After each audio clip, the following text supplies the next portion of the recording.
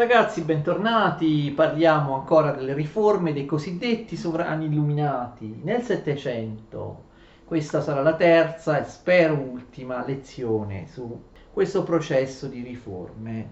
Parliamo della Prussia, altro grande regno europeo interessato dal processo riformatore, in particolare con la persona di Federico II di Hohenzollern, Federico II, re di Prussia. Ricordate che la Prussia era diventata un regno, gli Hohenzollern si fregiavano del titolo di re di Prussia, anche se la loro capitale era Berlino, nel Brandeburgo. E allora Federico II è un grandissimo protagonista del Settecento europeo anche da un punto di vista culturale.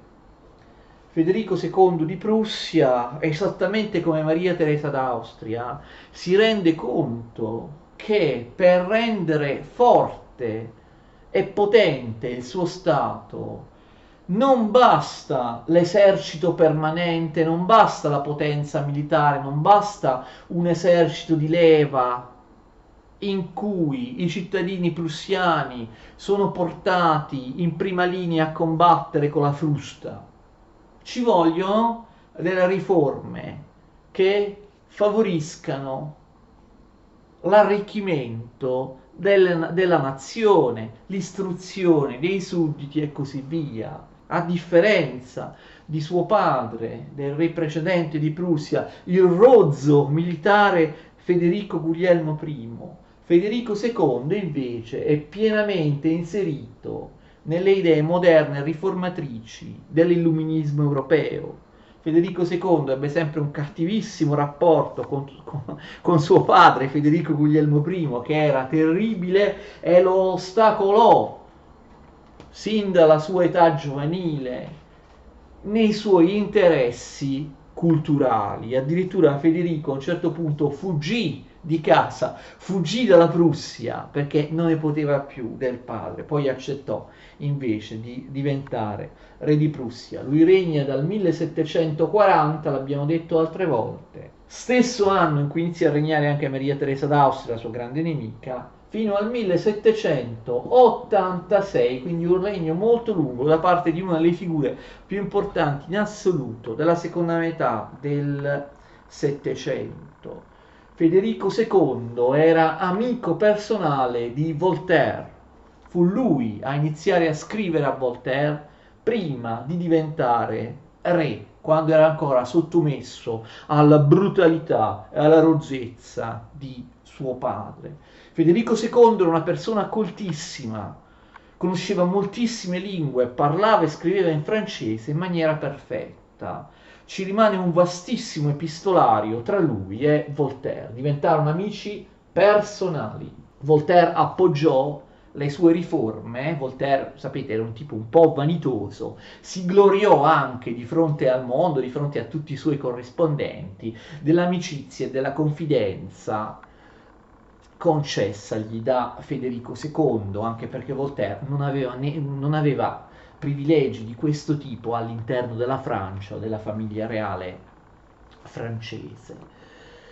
Federico II era anche un filosofo, scrisse diverse opere, poi ne vedremo alcune, era un poeta, si faceva correggere le sue poesie da Voltaire, le sue poesie anche nel corso dell'Ottocento, nel clima del nazionalismo prussiano, continuarono a essere studiate nelle scuole della Prussia come grandi esempi di poesia.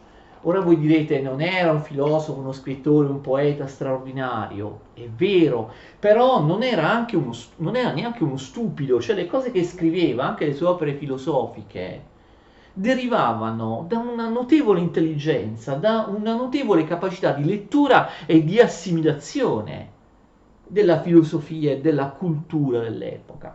Federico II suonava il flauto e anche moltissimi altri strumenti, suonava spesso in pubblico, si fa per dire, per la corte, d'accordo? Ci sono quadri e incisioni in cui si vede Federico II di Prussia suonare il flauto, magari davanti a Voltaire, davanti ad altri nobili. Federico II di Prussia ha scritto, quelli che si occupano di musica classica, si occupano di sonate per flauto, lo sanno, ha scritto molte composizioni per flauto che sono apprezzabili, si vendono come si vendono, cioè si vendono, ci sono i CD audio, non so, si acquistano, se andate su Amazon vedete Federico II il Grande, sonata per flauto e clavicembalo numero tot, eccetera, d'accordo? Quindi è anche un compositore di musica classica. Era un militarista, un espansionista. D'altra parte il militarismo prussiano non l'aveva inventato lui aveva ereditato dai suoi predecessori un esercito permanente con una gerarchia, una disciplina durissima, un'amministrazione molto valida, un potere assoluto che schiacciava fortemente quello dei nobili. Voi sapete che lui ingrandì notevolmente il regno di Prussia, l'abbiamo visto nelle lezioni dedicate alle guerre e alla politica nel Settecento. Vi ricordo che nel 1740 lui conquistò la Slesia, regione ricchissima industrialmente, sottraendola all'Austria all'inizio della guerra di successione austriaca. Poi nel 1772 incamerò la Prussia occidentale, mentre la Prussia orientale ce l'aveva già, si chiamava Regno di Prussia, incamerò la Prussia occidentale nel 1772 a seguito della prima spartizione della Polonia. Lui cerca di fare riforme appunto anche da un punto di vista culturale o artistico, cerca di rendere Berlino una grande capitale europea. Berlino era solo un paesone, una grossa caserma. Lui, Federico II, abbellisce Berlino, paga tanti artisti e architetti per costruire delle strade, degli edifici eleganti. Lui fonda l'Accademia Prussiana delle Scienze, a differenza della Francia o della Gran Bretagna, la Royal Society o le accademie francesi, di cui lo stesso Voltaire faceva parte, non esisteva un'accademia a Berlino. Lui fonda l'Accademia delle Scienze a Berlino. Lui richiama moltissimi intellettuali, scienziati e illuministi europei, d'accordo? La sua accademia sarà diretta dal grande matematico Eulero, dal grande matematico svizzero Eulero, oppure dal grande illuminista francese Maupertuis. Ma Federico II, nella sua liberalità, nella sua apertura anche al pensiero illuministico più radicale e più anticristiano, lui aveva accolto come esiliati, come rifugiati nel suo regno, illuministi cacciati dalla Francia, illuministi apertamente materialisti e atei, come per esempio Helvetius. E Helvetius, materialista e ateo, tra i più radicali, viveva ben mantenuto a Berlino, ci morì anche, ma soprattutto l'altro illuminista radicale, Lamettrie, che era anche un medico, materialista ateo, edonista, che compatibilmente con la sua filosofia morì alla corte di Federico II perché si era ingozzato, aveva mangiato troppo, esplose, insomma, morì, insomma, per aver mangiato un intero fagiano ripieno, insomma, va bene. Quindi capite, era anche un personaggio che difendeva gli illuministi, anche quelli più radicali. Lui ovviamente ufficialmente era cristiano, protestante, luterano, Federico II, però noi abbiamo prove anche dalla vastissima corrispondenza tra lui e Voltaire che Federico II era un ateo, era un ateo veramente immorale, come dire, era un furibondo anticristiano, d'accordo? Quindi un personaggio che, come altri reali, come altri despoti dell'epoca, era proprio un despota, un tiranno, però era anticristiano, forse solo per una questione di moda, no? Perché si voleva provare il brivido della trasgressione contro la religione, contro il cristianesimo, eccetera. Trasgressione che però era permessa solo a lui, a Voltaire e a pochi altri, perché se qualcuno all'interno della Prussia e non fosse appunto Lamettrie o i suoi protetti, faceva qualcosa contro la Chiesa, però veniva comunque punito, quindi si potrebbe dire quell'anticlericalismo, l'anticristianesimo un po' da salotto, ok? Tuttavia Federico II aveva queste idee molto radicali. Federico II era appoggiato da Voltaire, tutta Europa lo sapeva. Abbiamo già visto nella lezione precedente i risvolti ipocriti e discutibili dell'assolutismo illuminato e dell'amicizia ostentata da parte di questi despoti, da parte di questi sovrani assoluti cosiddetti illuminati nei confronti dei grandi protagonisti dell'illuminismo. Molto spesso questi sovrani li utilizzavano la pubblicità che loro facevano.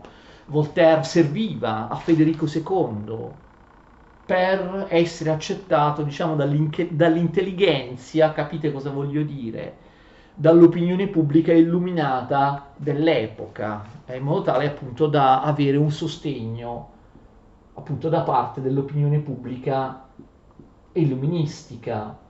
Quindi Voltaire e altri venivano anche un po' sfruttati, come dire, venivano sfruttati come buona pubblicità, d'accordo, utilizzati da questi sovrani che spesso facevano nei loro confronti mecenatismo. Infatti molti personaggi, tra cui anche Voltaire, ma molto di più di Diderot, come vedremo, a un certo punto vennero davvero delusi dai sovrani illuminati, capiscono che i sovrani illuminati li stanno un po', forse, diciamo, utilizzando, fanno mostra di essere illuministi, aperti alle idee nuove, ma è solo una questione di moda, una questione esteriore, un modo, diciamo, per ingraziarsi l'opinione pubblica più progressista, però poi cosa fanno davvero? Vedremo. Tuttavia Federico II ospita Voltaire per 3 anni, quindi si conobbero personalmente. Nella sua reggia io vi consiglio di vederla, la reggia di Sanssouci, nome francese, Sanssouci, cioè senza sofferenze, senza dolore, reggia che si trova a Potsdam, a circa 30-40 km da Berlino, quindi è la residenza estiva di Federico II, ci andava là soltanto nei mesi più caldi, quindi Voltaire fu a contatto di Federico II per 3 anni, anzi lui pensava di restare lì per sempre. Poi invece andò via, tra l'altro con una rocambolesca fuga, perché Federico II non voleva che andasse via, lo teneva praticamente prigioniero. Voltaire litigò con Maupertuis, che ho già nominato, e quindi Federico II prese le parti di Maupertuis, il suo presidente dell'Accademia delle Scienze di Berlino, francese, illuminista. Voltaire non accettò questo. Voltaire fu più volte umiliato da Federico II. Federico II, tra l'altro, disse anche alla Métrie, era molto cinico, disse anche alla Métrie: io utilizzo Voltaire finché mi serve, è come un'arancia, è come una buccia d'arancia, poi quando non ti serve più la butti, d'accordo? Grande amico di Voltaire, delle lettere appassionate, amico, mio maestro, eccetera. Poi si divertiva a parlare male di lui, d'accordo? Voltaire fuggì, fu arrestato da Federico II ai confini, poi fu lasciato andare. Federico II e Voltaire, anche dopo questo incidente, continuarono a scriversi per il resto delle loro vite. Visse moltissimo Voltaire fino al 78. Continuò quindi a scriversi con Federico, a scambiarsi una corrispondenza con Federico II, anche dopo essere stato fortemente deluso da lui. Certo, continuò a scrivergli, ma non più con l'entusiasmo dei primi tempi. Federico II fa numerose riforme. Alcune cose le eredita, ma le porta avanti molto bene. La politica popolazionista, ve la ricordate? Popolazionistica, il Brandeburgo, la Prussia, il Brandeburgo e i suoi territori, siccome erano abbastanza spopolati, ricordate che questo era accaduto sin dal 600, ospitavano tutte le minoranze religiose in fuga o comunque tutti quelli che volessero trasferirsi lì. Infatti si arricchirono, ricordate, grazie all'esodo degli ugonotti, calvinisti francesi cacciati dalla Francia dall'intolleranza di Luigi XIV. E quindi addirittura la Prussia pagava o aiutava finanziariamente in tanti modi i coloni, coloro che volessero trasferirsi lì da altre nazioni per popolare la Prussia, per portare avanti attività economiche. Questo l'avevano fatto già i suoi predecessori, lui continua così. Riforme, libertà di stampa, cioè non totale, però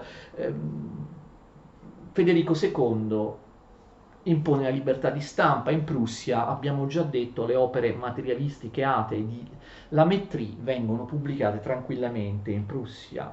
Come gli Asburgo d'Austria realizza l'istruzione elementare obbligatoria, pensa che sia una buona cosa che i suoi cittadini studino non soltanto alcuni nelle pessime scuole dei preti dove non imparano niente, ma debbano studiare nello Stato, quindi debbano imparare, diventare quindi dei buoni tecnici, delle persone colte.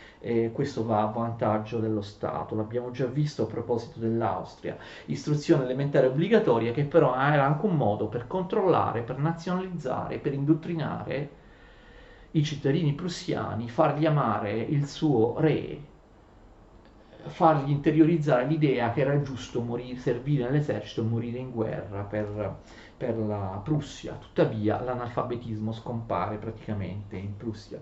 Tolleranza religiosa, sì, certamente di grandissimo livello in Prussia da parte di Federico II, che d'altra parte lui privatamente non era neanche religioso. Ci fu anche la mitigazione delle pene, del diritto penale, questo è un altro aspetto delle riforme illuministiche. L'abolizione della tortura, come in altri stati europei venne abolita la tortura, come diceva Cesare Beccaria, d'accordo? A proposito dell'abolizione della tortura, possiamo dare alcuni dati. L'opera famosa che si studia anche in letteratura italiana, dei delitti e delle pene, del milanese Cesare Beccaria, che in realtà l'aveva scritta a quattro mani insieme a Pietro Verri, è del 1764. Ricordate, propugnava l'abolizione sia della tortura sia della pena di morte. Molti paesi aboliscono effettivamente la tortura. Nel 1772 la Svezia, nel 1776 in Austria, nel 1780 la Toscana. Sono solo alcuni esempi, ma abbiamo visto che anche in Russia fu abolita. C'è un solo paese europeo che oltre alla tortura abolì anche la pena di morte sostituendola con l'ergastolo. Può sembrare una cosa modernissima. Beccaria viene seguito, viene ascoltato da Pietro Leopoldo di Toscana. Ricordate che abbiamo parlato delle sue riforme l'altra volta? Ce n'è una che invece abbiamo riservato per oggi. 1786 è il primo paese occidentale nella storia che abolisce la pena di morte sostituendola con l'ergastolo. Vi ricordate? Pietro Leopoldo, Granduca di Toscana. Molti si gloriano in Italia, no? Siamo stati il primo paese, non l'Italia, ma in realtà la Toscana, siamo stati il primo paese al mondo ad abolire la pena di morte. Qualche perplessità io ce l'ho, per esempio questo fatto, lo sapete che in Toscana sia stata abolita la pena di morte già nel 700, 1776, viene tirato fuori ogni volta che vi è un caso di pena di morte, di esecuzione negli Stati Uniti d'America attualmente, oppure ogni volta che c'è una campagna, no, a favore della grazia nei confronti di un condannato che dovrebbe essere messo a morte, condannato a morte negli Stati Uniti d'America, e molti in maniera tronfia così dicono noi italiani che vergogna, invece mentre voi Stati Uniti siete rozzi, così eccetera, noi italiani abbiamo una grande tradizione, così abbiamo abolito la pena di morte nel 1786 mentre voi Stati Uniti ce l'avete ancora adesso nel 2000. Al di là del fatto che negli Stati Uniti la pena di morte ormai è molto limitata, viene applicata solo da alcuni dei 50 stati degli Stati Uniti, e anche dove è in vigore spesso di fatto non viene eseguita. Tuttavia ancora esiste la pena di morte negli Stati Uniti, ancor più vi era la pena di morte negli Stati Uniti nel 1786, gli Stati Uniti erano nati da 3 anni, ok? E allora questo dire però noi italiani in Toscana abbiamo abolito la pena di morte nel Settecento, invece voi Stati Uniti rozzi ancora mandate le persone all'iniezione letale, condannate a morte, eccetera. Cioè io qualche perplessità ce l'ho, perché dovete sempre ricordare che queste riforme sono fatte da despoti, da sovrani assoluti. Sono riforme illuministiche calate dall'alto, da parte di Pietro Leopoldo e dei suoi consiglieri, persone che disprezzavano il popolo, che pensavano che il popolo fosse una massa di ignoranti, eccetera. Cioè negli Stati Uniti, adesso come persino allora, nel 1786, c'è la democrazia. Se c'è la pena di morte o viene abolita in alcuni stati, avviene perché la maggioranza degli elettori degli Stati Uniti democraticamente va a dire vogliamo no la pena di morte o elegge un presidente oppure un governatore di uno stato favorevole o contrario alla pena di morte. Può non piacere che alcuni stati degli Stati Uniti vedano eletti un governatore a favore della pena di morte o che la maggior parte degli statunitensi in alcuni stati sia a favore della pena di morte, però questa è la democrazia. Invece c'è anche nel 1786 la pena di morte negli Stati Uniti c'era perché la maggioranza dei cittadini lo voleva. Il presidente degli Stati Uniti nel 1786 era eletto democraticamente, cosa che non succedeva in nessun paese del mondo, solo l'Inghilterra e l'Olanda potevano essere considerate democrazie. Pietro Leopoldo in Toscana non lo ha eletto nessuno, è un sovrano assoluto che per eredità ha ereditato la Toscana, d'accordo? Era tra l'altro il figlio di un sovrano straniero che era stato messo in Toscana per via di un trattato di pace, non so se ve lo ricordate. Quindi io sarei molto attento con dire Stati Uniti avete la pena di morte, noi l'abbiamo abolita nel 1786, ma chi l'ha abolita? C'è un sovrano assoluto, per quanto apprezzabile come Pietro Leopoldo, che aveva un potere assoluto, non esisteva un Parlamento, non esisteva nessuna carica di governo veniva eletta. Quindi attenzione, vi pongo anche questa riflessione. Qual è il problema di Federico II? Abbiamo visto che il problema è lo stesso degli Asburgo d'Austria. Tutte queste riforme, sì, ottime, però a vantaggio di chi vanno? Vanno a vantaggio di un'elite di proprietari, vanno a vantaggio di un'elite di cittadini liberi e ricchi, d'accordo? In Prussia, come in Austria, c'erano i contadini che erano giuridicamente schiavi, erano delle cose, degli oggetti di proprietà del loro padrone. Il padrone dei contadini poteva anche venderli e comprarli come fossero proprio delle merci. Riforme per eliminare il feudalesimo, la schiavitù dei contadini. In Prussia non ce ne sono, d'accordo? Abbiamo visto che in Austria, almeno, ve lo ricordate Giuseppe II, la scorsa lezione, almeno Giuseppe II ci aveva provato, poi fu costretto a tornare indietro, ma ci aveva provato a eliminare la schiavitù dei contadini, a eliminare la maggior parte dei privilegi feudali dei contadini. Federico II neanche ci prova. Anzi, a differenza dell'Austria, in Prussia c'era la regola che neppure la borghesia potesse possedere la terra, soltanto l'aristocrazia, che non aveva alcun potere politico, abbiamo visto con Federico II. Perché Federico II non toglie all'aristocrazia il privilegio di possedere la terra, di possedere i contadini schiavi, non mette la terra, non la liberalizza, non la inserisce nel mercato libero, eccetera. Non lo fa. Capite? Quindi le riforme sono sempre limitate, saranno apprezzabili, l'istruzione, la tolleranza, elimini i poteri della Chiesa, dei nobili, quello che vuoi, ma sono sempre limitate. Nel momento in cui si devono fare riforme che mettono in discussione la struttura economica profonda, cioè il sistema feudale, queste riforme non si fanno. Federico II fa tanto l'illuminista, eccetera, eccetera, eccetera. Era un tiranno. Tutta la popolazione prussiana viveva nel terrore, si potevano fare arresti arbitrari quando si voleva, non esisteva il giusto processo, non esisteva niente. Molto peggio dell'Austria, l'Austria fece delle riforme migliori, più approfondite di quelle di Federico II. Se andate a vedere, ve l'ho detto, visitate Sanssouci, la reggia di Federico II, vi fanno vedere anche una bella piccola costruzione barocca, vi fanno vedere anche la stanza dove era ospitato Voltaire. c'è anche la tomba all'interno del grande bel parco della Reggia, c'è anche la tomba di Federico II. Era appunto piccola Sanssouci perché lui ospitava Voltaire, ospitava altri, ma non c'era posto per la sua famiglia. La stessa famiglia di Federico II viveva nel terrore.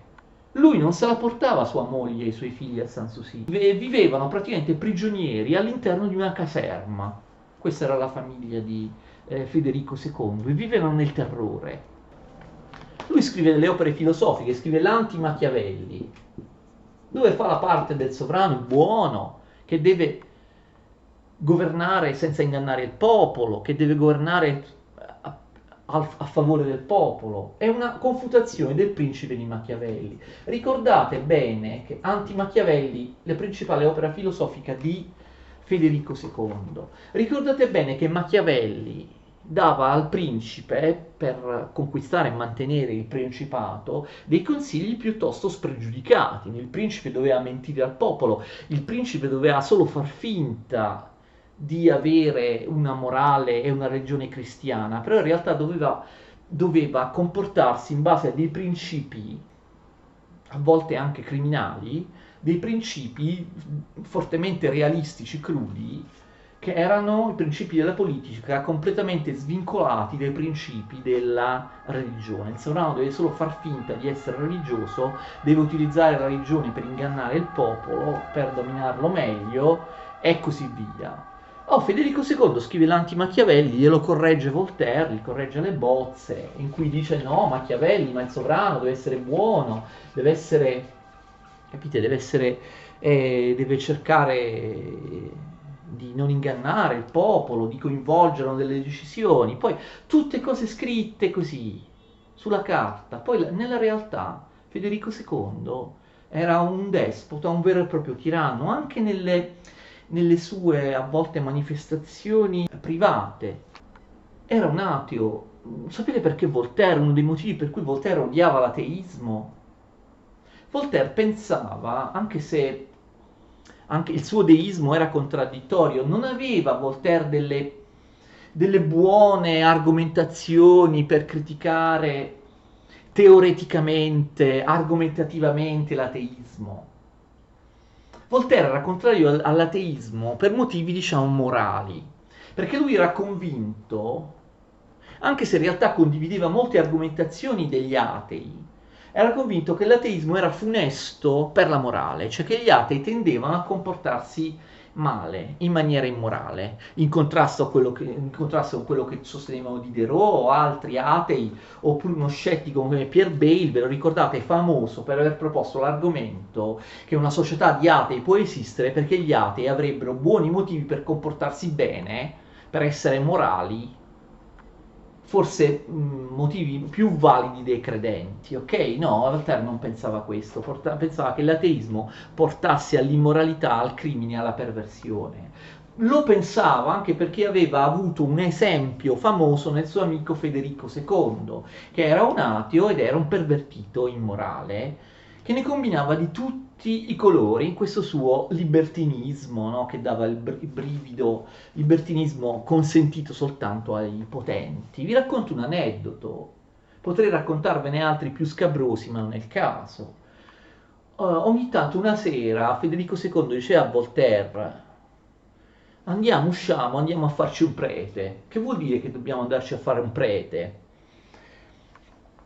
Spero che non sia offensivo questo aneddoto per qualcuno, un prete per modo di dire, perché lì erano pastori ovviamente luterani. Andiamo a farci un prete.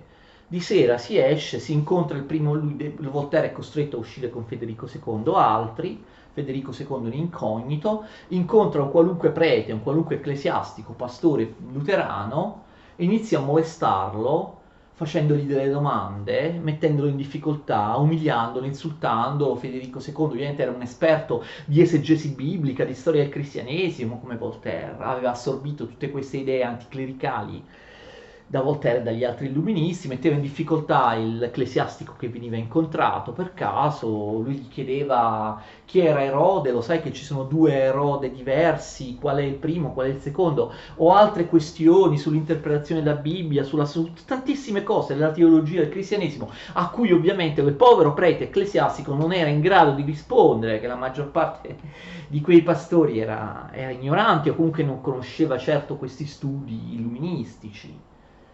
E quindi succedeva che poi Federico II, questo prete, lo umiliava, lo picchiava, o a volte lo faceva arrestare, si divertiva a vederlo frustare e così via la sera stessa. E questo era il suo divertimento, diceva Voltaire, andiamo a farci un prete. Voltaire disprezzava ovviamente queste cose assurde. Potrei anche parlarvi delle perversioni sessuali di Federico II, che erano veramente assurde e anche in questo caso criminali, ma non voglio farlo. Io spero soltanto che, nonostante i sospetti che siano stati avanzati, spero davvero che Voltaire non abbia partecipato, non sia in qualche modo stato costretto anche lui a partecipare a queste pratiche, diciamo così. Quindi Voltaire poi resta molto deluso da Federico II, anche per via del suo espansionismo, del suo militarismo. Voltaire era non un pacifista come molti credono, ma assolutamente contrario. Lui ammetteva le guerre di difesa, le guerre giuste, ma non le guerre di aggressione. Era contrario alla politica dei sovrani, facevano guerre, facevano morire delle persone per conquistare territori. Federico II fece un sacco di guerre di aggressione per conquistare territori. Prima in una guerra aggredisce la Slesia, nella guerra successiva invade la Sassonia, poi si spartisce la Polonia con Austria e Prussia senza nessun riguardo per i poveri polacchi. Militarista, espansionista, conquistatore, amante della guerra, dell'esercito. Questi erano aspetti che a Voltaire non piacevano. Voltaire si era illuso, continua a scrivergli anche dopo appunto essere rimasto deluso da Federico II, continua a scrivergli: ah Federico, saresti potuto diventare un nuovo Giuliano, no? Giuliano imperatore, Giuliano l'apostata, quello che cercò di eliminare il cristianesimo, sostituirlo con una nuova filosofia umanitaria e così via. Pensate, Voltaire si era illuso che Federico II potesse diventare il nuovo Giuliano, il nuovo Giuliano imperatore, eliminare il cristianesimo dall'Europa. Tutte cose assurde, no? Naturalmente, spesso ovviamente coccolati dai sovrani, abbagliati dai privilegi, dalle confidenze dei sovrani assoluti. Spesso questi illuministi facilmente si illudono, poi alla fine capiscono di essere stati presi in giro. Diderot non fu mai preso in giro da Federico II, lo considero sempre un personaggio spregevole. Quando Diderot fece il suo viaggio in Russia, fece una strada più lunga proprio per evitare di passare all'interno dei possedimenti della Prussia, malgrado gli inviti che Federico II gli aveva fatto, gli aveva rivolto. Federico II diceva: Diderot, stai andando a trovare Caterina II a Pietroburgo, sei sulla strada, passa, non dico da Berlino, passa in Pomerania, passa in Prussia occidentale, sono i miei possedimenti proprio sulla strada, vengo a trovarti lì, sul Baltico. Diderot fece una strada zig-zag proprio perché non voleva rischiare, non voleva assolutamente passare all'interno dei possedimenti di Federico II, che ci restò un po' male. C'era qualcuno che non aveva mai creduto ai sovrani illuminati, per esempio Rousseau. Diderot, abbiamo visto, fece il viaggio in Russia, ne parliamo alla prossima lezione. Diderot non si fece mai illudere da Federico II, scrisse anche, lasciandola postuma, come la maggior parte delle sue opere dopo un certo periodo, una pagina di violente critiche contro Federico II, che fu scoperta soltanto nel corso del Novecento nella Biblioteca Nazionale Francese dal nostro grande Franco Venturi, grandissimo studioso italiano dell'illuminismo, che la pubblicò col titolo Pagine contro un tiranno. In realtà era una pagina sola, Pagine contro un tiranno. Questi appunti inediti di Diderot che si scaglia contro Federico II, ma Diderot, come ho accennato, Si fece illudere e poi restò deluso completamente da un'altra sovrana che si spacciava per illuminista. Magari si tratta ovviamente di Caterina II di Russia, magari all'inizio lei avrebbe anche voluto fare delle riforme, eccetera, poi capì che in un paese arretrato come la Russia era impossibile. I consigli di Diderot non furono per niente seguiti da lei. Diderot ci rimase molto male, ma qual era il problema? Caterina II lo manteneva, e quindi capite il meccanismo di ricatto dei sovrani assoluti che ottengono i favori dei filosofi, degli illuministi, anche per via del mecenatismo, per via che li mantengono. Diderot non era ricco come Voltaire, Diderot era un poveraccio, aveva bisogno anche della dote per far sposare la figlia, non poteva scrivere una riga contro Caterina II, scrisse lo stesso contro Caterina II, e nascosto. Vedremo che quando Caterina II lo scoprì si arrabbiò molto. E allora parliamo delle riforme totalmente fallite in Prussia con Caterina II, delle riforme fallite in Francia con Luigi XV e Luigi XVI. Nella prossima, speravo che fosse l'ultima lezione, questa terza sui sovrani illuminati, invece ne facciamo una quarta, però spero che siano gradevoli per voi. Vi sto raccontando anche i rapporti difficili, controversi tra questi sovrani illuminati e alcuni grandissimi illuministi, anche magari con qualche aneddoto divertente. Alla prossima.